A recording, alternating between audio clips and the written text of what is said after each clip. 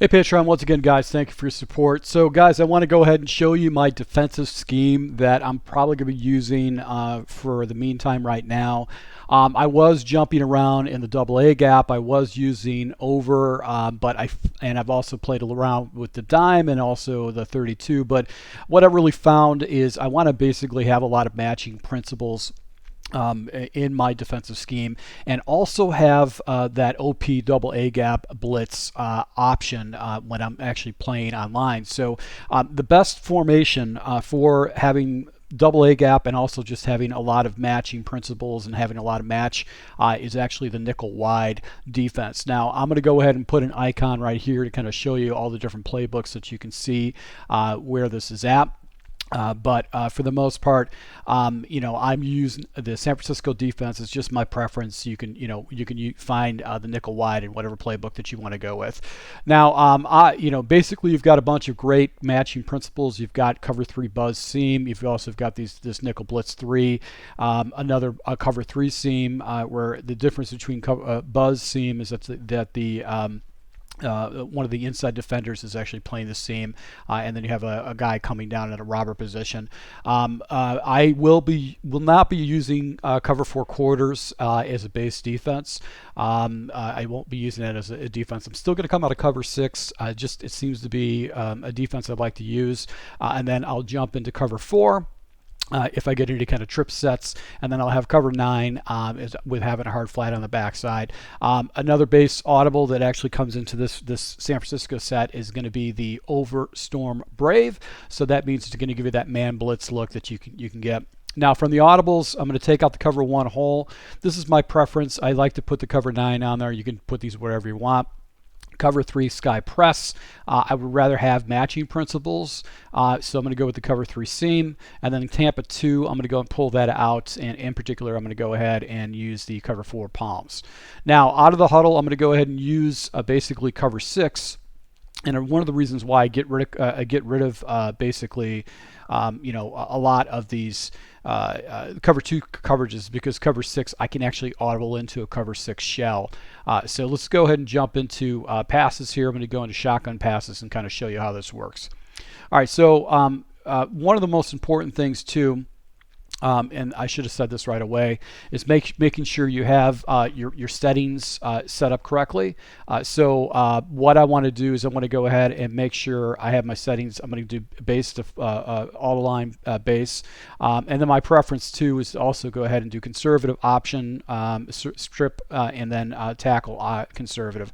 It's your preference. Definitely conservative option. I want to make sure that the guy can't take off this quarterback. I want to go ahead and take that away from them. I'd rather get beat by the run and go after the running back.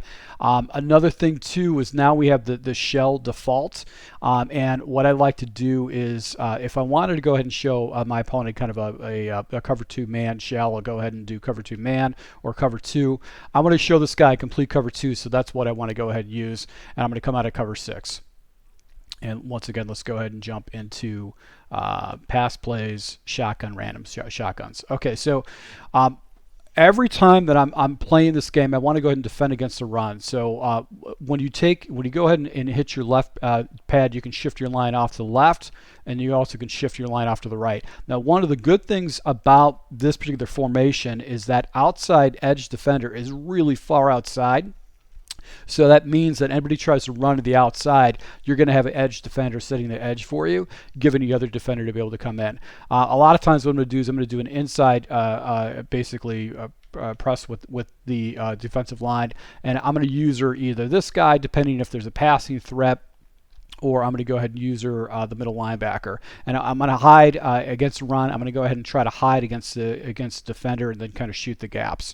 So when it comes to setting up different defenses, the one thing I like to do is the cover 6 gives me an easy way to go ahead and jump into a cover 2 shell. And I'll do this. It takes some muscle memory if you're not familiar with it, but one of the things I'm going to do is I'm going to go ahead and set up a coverage. So I'm going to take my inside defender, the L1 defender, and actually put him into a deep half. I'm going to go ahead and take my outside defender and actually put him into a soft squat. And then I'm going to take the inside defender with the slot defender, king, and actually put him into a vert hook. So this is a vert hook type situation, and this allows me to go ahead and have a cover 2 shell that my opponent might throw into. And that's just a perfect play that he threw into. That was not intended. I didn't know it was going to go on because that was a random play. But that's a nice little thing that I actually have with this. Now, if I see trips to a particular side, I want to make sure that I have the box guys right here actually on the trip side, or where I'm gonna have more players. So usually in this type of situation, I'm going to jump into maybe a cover 9, but I really do like using cover 4 palms if I got to split out wide receiver. So cover 9 is good if I got just maybe tight ends that are close to the line of scrimmage and close to the offensive line. But if I've got a guy that's actually running with a split wide receiver, I want to use cover 4 palms. And then once again, I want to go and shift my defensive line towards the run area. And then I'm going to rotate my linebackers out. And then another thing I'm going to do is I'm going to go ahead and do a quick adjustment with my defensive line by tapping the D-pad twice. Pulling up the icon of the edge defender on the trip side, and then putting him into a hard flat. And then another adjustment I'm going to do is I'm going to go ahead and take the outside defender on the wide side and put him into a deep third. So he's got an over-the-top responsibility. He won't get sucked down into a mega responsibility with palms. He's going to go over the top. Now, my responsibility is to try to defend against any kind of a concept, which is a sail concept, but also look for stuff that's going to come over the middle of the field. First responsibility is to go and shoot the run. He's got a motion outside that's pretty much locked up. And you can see right here, this play is completely locked up.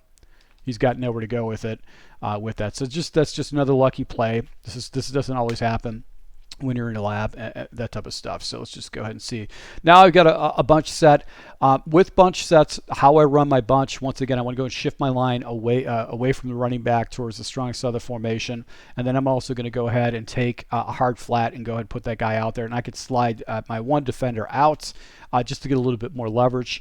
Unfortunately, they put hook zone curls in, so there is not complete matching principles. But the reason I've got a flat out there is to try to defend against any kind of concepts right here. So that was my responsibility. I was basically a 3-rec hook. Let's go into the replay, show you how I pulled myself out of position, but I should have been in this. This is a mesh concept. If I had a guy running mesh, I'd probably run cover 3 instead of this, but basically my responsibility is to chase, because you could see all this. This is a mesh concept.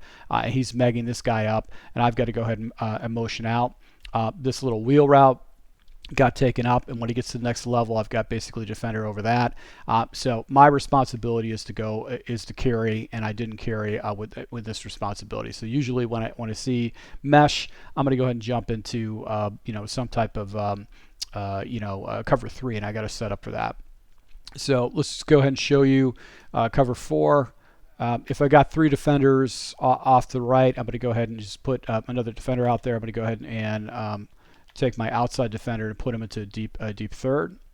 And my responsibility, once again, is just kind of like play the middle of the field. And I pulled myself out of the direction there, but you can see how this sets up. Now, what's cool about this formation is the following. I can go ahead and pinch my linebackers and put them down in the box and then blitz all. And this gives me an instantaneous blitz package against my opponent. Now, I know the left side is pretty well locked up. My responsibility is mug the center and then get over to the third wide receiver and try to protect from a quick pass. So right here, you can see the pressure comes in.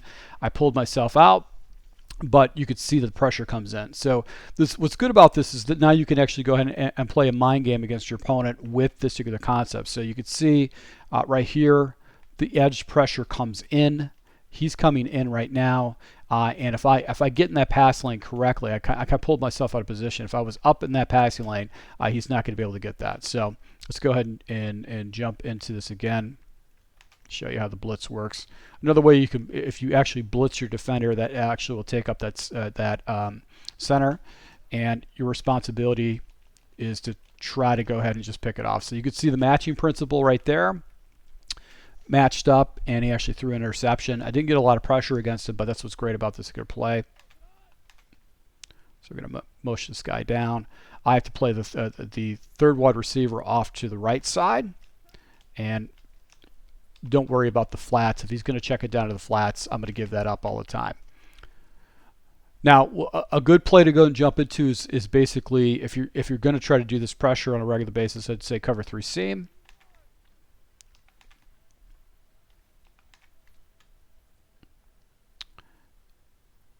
And when I hold the trigger, and then try to go after it that way. So you want to play around with it. It's actually kind of good. Another way you can run it, run cover 3 seam is to basically man guys up to the outside. And basically, what your responsibility is look to like maybe the number 2 or number 3 wide receiver. So this is a good way to go ahead and catch your opponent off guard by actually manning people up. Not a very good play to actually show that. I like to do that in close formations, and this playbook is not going to show that to you. So cover 4 palms. Anytime I see trips is really going to be the play I'm going to go ahead and use. And if I've got basically one-on-one coverage off the left, my responsibility basically is the user, this guy right here, because I don't really have much of a pass responsibility. I'm just looking for some type of a crossing route, and that's fine. I should have a guy that's going to be in that area. So, guys, this is a play that this is a defense. I'll be showing some more gameplay with you guys, just so you can see how I work it. But what's cool about it, what's really cool about this is that I do have, I've got this blitz that I can actually use against my opponent, just to keep him guessing. And it just makes it nice to have that in your back pocket, because in previous the over defense didn't have that backdoor blitz. So I want to go and kind of cut this short. So this is really similar to what I've done before. So once again, guys, thank you for your support. Until next time.